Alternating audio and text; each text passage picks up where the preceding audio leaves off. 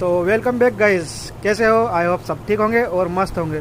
सबसे पहले मेरी तरफ से आप सबको, पूरे परिवार को मेरी तरफ से दीपावली की हार्दिक हार्दिक शुभकामनाएं और बधाइयाँ। तो गाइस देखो, मैंने वापस से दुकान को इस तरह से सेट कर लिया है क्योंकि कलर किया था, तो सब सामान इधर उधर पूरा बिखेरना पड़ा, आपने तो देखा ही है। तो इस तरह से कुछ मैंने वापस से सेट करी है दुकान को, और सामान सब मैंने इधर उधर किया है। कौन सा सामान कहाँ पड़ा था उसको चेंज कर दिया है, उससे क्या और दुकान का थोड़ा सा लुक आ जाता है गाइस। तो देखिए आप कितना बढ़िया बढ़िया से अब अच्छा लग रहा है।